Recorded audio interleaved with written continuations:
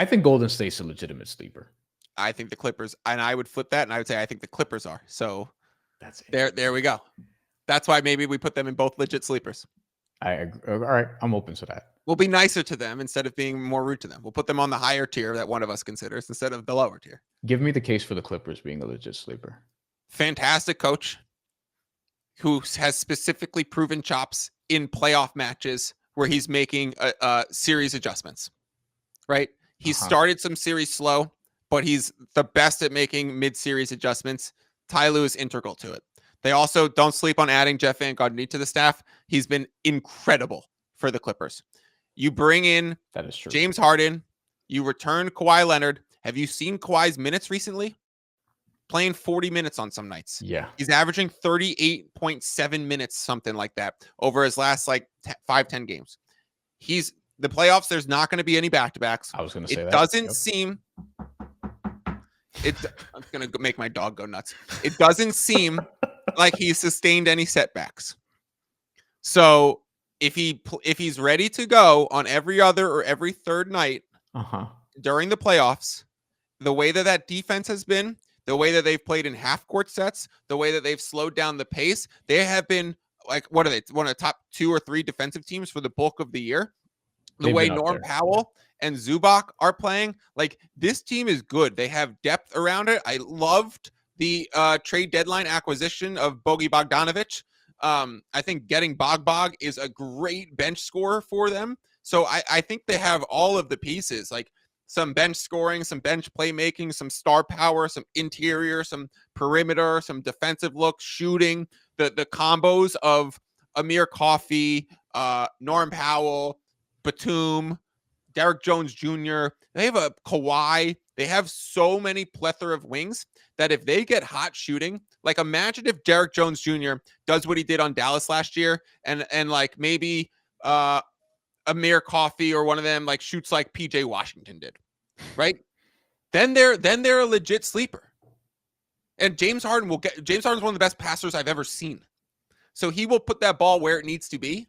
And as long as the shooters are hitting their shots, defense is good, half court's good, coaching's good. They're going to be very tough in any series as long as they're healthy.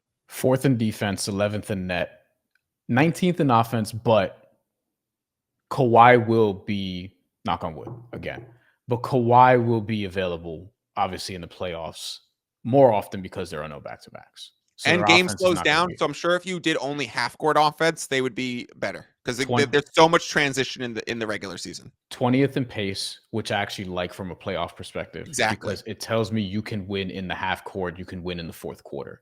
Yep. Those are that's where Kawhi needs to excel. That's where obviously James Harden could excel also. Yeah, you've sold me. I agree with this. I also I've very much enjoyed the Norman Powell season. I want to see him again because now it's an injury related thing.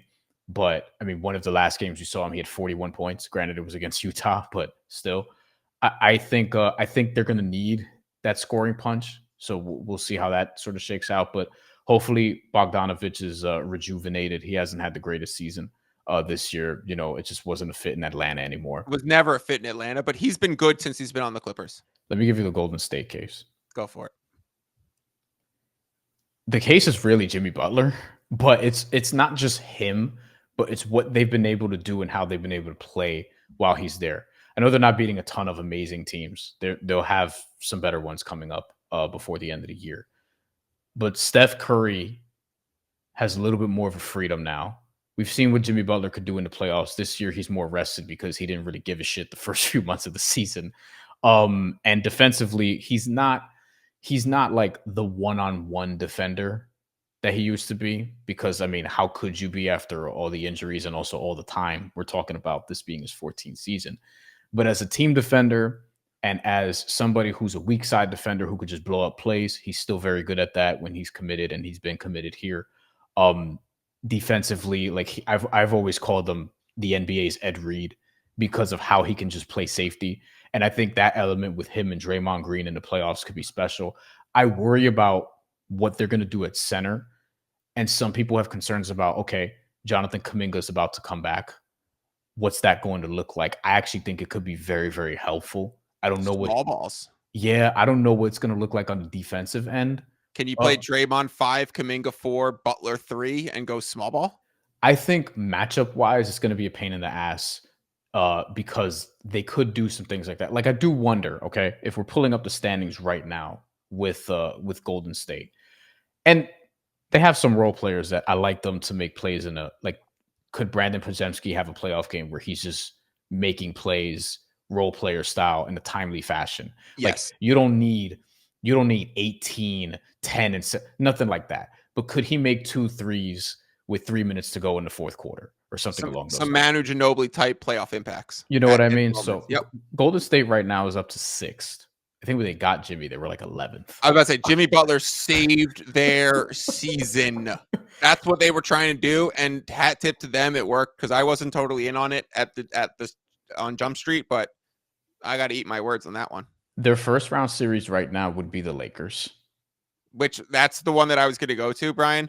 Like you can see the Warriors beating the Lakers in a series, right? Because not having a center won't kill them. Right, exactly that. And there's just the variability of lack of cohesion on both.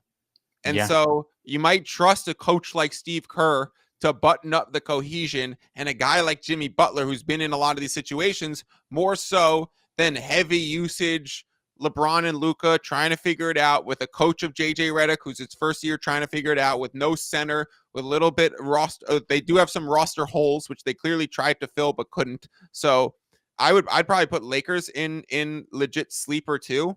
But yeah, I would say that's a coin flip series where Lakers are probably simply the favorite because they have home court advantage, not because they're outwardly the better team. If Warriors were the 3 and Lakers were the 6, I'm sure the Warriors would be favorites. Golden State will get either Denver, the Lakers, or Memphis.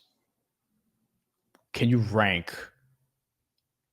They don't want Denver. That's the one. I don't think they want Memphis either. I don't think they want Memphis. Because Memphis fucking wants them. Memphis hates the Warriors. Shout out Dylan Brooks and all that stuff that went down. I don't think they want Memphis either.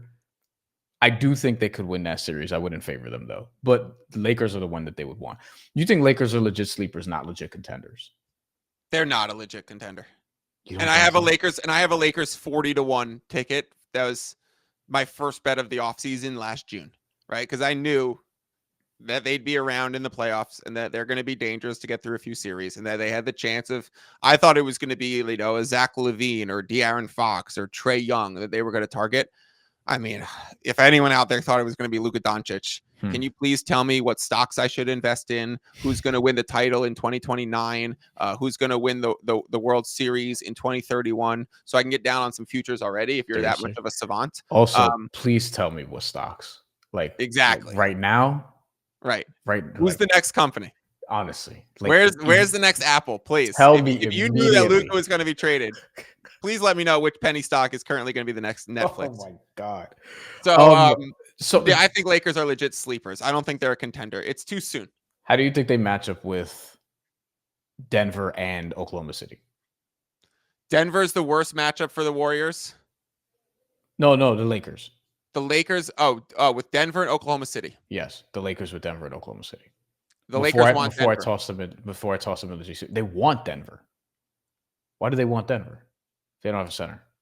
I know that Denver's just beat them in back-to-back playoff series, one of which was the most competitive sweep of all time. Remember that whole thing? Air quotes, yes. Right? And then the very next year, the Pacers sweep against Boston was only an 11-point score differential through the 4 games, and was actually the closest sweep of most competitive sweep of all time. The Lakers would like to get the little revenge on Denver, and they've always matched up well. 2 of those games in the playoffs last year were game winners by Jamal Murray, and I think they had the lead in halftime at 4-5. I think so. And so right. There's a lot of, you have to just, especially in the betting sense, throw out the anomalous stuff. Not in my bankroll, but in my mind, Tyrese Halliburton did not hit that shot and win on a 4-point play against the Bucks. The Bucks had that game, right? If I'm going to be handicapping the next one. So if I'm handicapping Lakers versus Denver, I think there's a series of games where there's just been a Lakers collapse and now you get the closer in Luka Doncic to also come join. So I do think that's I actually would like to be taking. I'd be taking the plus the points. I'd be taking plus the money in that series if it came up. Lakers Nuggets. I'm gonna put Lakers on sleepers also. Yeah.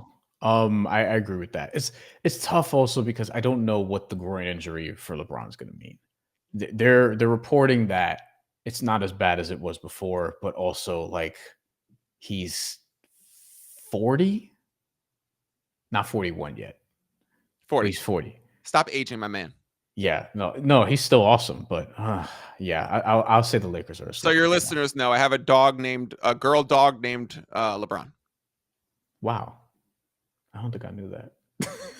Okay, I call her Bronny. We have 16. Like, you named your dog after LeBron's son, and I was like, no, that's not what happened. It just happened to be a girl. I thought I picked up a boy from the adoption place, brought it home. My girlfriend at the time goes, "This dog doesn't have a penis," and I was like, "Oh, it's a girl." So we then changed the name from LeBron to Bronny. That's the story. It's real. It's very true. It's exactly how it played out. That's amazing. I was like, I didn't look. Wait. You know we what? picked her up from like a big rescue event where there was all these dogs that had just been saved from a bad breeding situation, that they were all being brought to an animal rescue. And so there was like an event, and we got there and it was chaotic, and I just had to grab one. And so I grabbed one of them, and then I was like, oh, this dog's going to be too big. And I found the person that ended up taking him, and I was like, oh, I named this one LeBron. And they were like, oh my God, that's such a good name. They named theirs Pierce after Paul Pierce. I think this is going in the build-up sizzle reel once I make it. Yeah, my next dog is going to be Giannis, and I'm going to have Yanni and Bronny. Wow. I don't have a dog. I don't want to take care of one. I want all of them. Legit contenders, Cavs, obviously. Cavs, Celtics, Thunder. Is that the whole tier? Does Denver go in there? The Knicks are not there for me. Out of respect for the best player in the league and a team that's won a championship together in this iteration, yeah. I do think Denver's the next one up. I mean, best player in the league and has won a championship. Are you talking about Giannis? No, I was talking about Jokic. I can't call Denver a sleeper. They have to exactly. That's well said. It's that's all that was needed. Sometimes Twitter only takes 140 characters. Sometimes Brian can sum it up, and I can't call Denver a sleeper. No, I can't call. You're not ever surprised if Denver wins a playoff series. No, against any team. You're not. Whoa, that happened. Milwaukee and the Knicks. Okay, I think there's three There's who wins a playoff series between them before we go into it. These teams could go in 4 categories. I'm not even joking. Actually, Milwaukee, if you want, you could put Milwaukee in any category here except who cares. Whoa. You can. You could put them as an end of the road team if you want. I know. Because it's there's a reason why ownership was selling, and there's clips of Giannis after the Luka trade going. I'm not going to do the Giannis accent. I would have done it on my own show. I won't do it on your show. There's clips of Giannis saying that he wants all the stars to be in LA. He wants all the stars to be in New York, all the European and foreign stars. Yeah. So when there's a Greek freak in Milwaukee, Wisconsin, that doesn't fit the bill of what Giannis was saying that he wants to see in the league. Milwaukee could be an end of the road team. They could be fun, but not contenders. I don't think that they're that much fun. I think Giannis is fun. They could if everyone is injured, maybe. Yeah. Is Milwaukee a legit? Diego says Bucks, Knicks, sleeper, I guess. Which I think that's the I guess is correct. Can we give the Minnesota Timberwolves just some company with Milwaukee there? Because I would be really surprised. Oh, it's so hard to say, but there would be a sense of me that is outwardly surprised if they beat the Celtics. Okay, right now they're in a 3-way tie for 4 with Indiana and Detroit. I think most people would suspect Milwaukee gets 4 or 5. Right. That means you're getting Cleveland in the next round. And I do think, to put a touch of betting here, I do think there will be some people, maybe more than some, being like, oh, Giannis against the Cavs? Like, I kind of want the Bucks there. You know what I mean? I think there'll be a good amount of Giannis is a force. He's also playing the best basketball of his career. Like, I know he's won 2 MVPs and a finals MVP, and everyone's focusing on Jokic and SGA right now. But, like, let it be known that Giannis's basketball IQ is so high right now. He is playing the. I mean, I say that after he comes off of fouling Halliburton on a 4-point play at the buzzer, where the last thing that you could have done is jump, and it was the lowest IQ thing that Giannis has ever done in his career. That being said, not the best time to plug that one, but I do think Giannis is playing at peak. Like, this is the best I've ever seen him. Also, other than the 3-point shooting, his mind has reached what his physical can do. Other and he's than not shooting threes. Like, okay, I know he shot that one at the buzzer, but like I think at All-Star break, he had 11 3-point attempts on the season. I haven't checked what it is yet right now, but like, he's not shooting threes. So it's just like, he's actually learning to, like, that's where the mentals are reaching up with his skills. Like, right. He's now being smart enough not to take those shots and to keep looking on the offensive possession for more attempts. Has he even shot 33-point attempts this season? He's 8 for 43. Okay. 19%. He leads the NBA in twos, both makes and attempts. 628 of 1,008, which is ridiculous. He's 62% from two. I do wish the free throw shooting was better, because that does worry me in the playoffs. It's 59%. Missed a big one the other night. He gets to the line a ton, so he needs to make those. The point of it is, and we'll wrap in a couple minutes, Milwaukee, if they play Cleveland in round 2, I like Cleveland too much. Would I be stunned if Milwaukee won that series? I'd be pretty surprised. It would take a heroic Dame and Giannis effort, right? Like, Giannis is putting up 30 and 16, and Dame is putting up 27 and 8. Here's my question: who has a better chance of beating Cleveland in a playoff series, Milwaukee or the Knicks? Knicks. Oh, that's an easy answer for you. Easy. Okay. Easy. Okay. The one thing that could cause this Cavaliers team trouble is the physicality that New York has, and the Bucks don't have as much of it now. I don't feel like. True, but like, we'll see if Mitch Robinson starts to ramp up more minutes. But like, the way that the Knicks can just go at a team, and the way that they hound rebounds, like, Cleveland wins off of teams beating teams on the glass a lot, right? If the Knicks, they play the two big lineups, they had now added DeAndre Hunter, who's actually a Knicks killer historically. Like, look at DeAndre Hunter's game logs on the Hawks. Do you think that was an accident? Do you think that was an accident? Hell no. No. I think 5 out of the last 7 games DeAndre Hunter has played the Knicks, he's over 20 points, and he was averaging like 12. He knows the open spots on the floor. Right. I don't know. If the Knicks win the rebound, if they crush them on the glass, then they could win that series. Whereas Milwaukee only has that physicality in Giannis. Like, Dame and Brook Lopez, Bobby Portis brings it. But, you know, Connaughton, Kuzma, those guys are not going to beat up the Cavaliers. Giannis will, but the Knicks will as a whole as well. Bobby Portis might. I don't know if he'll do it on the court, but he might. Are the Knicks a legit sleeper? Yes, for sure. Yeah. Okay. I think so, but I just they're also, like, Boston is so good but they're one injury away. I don't think. See, that's the thing. But Boston injury could be Derek White. It could be Jaylen Brown. It could be Porzingis. It could be Horford. It doesn't have to be Tatum. The Knicks are almost, and if everyone is injured, maybe team, because I think Cleveland and Boston are just like so much better.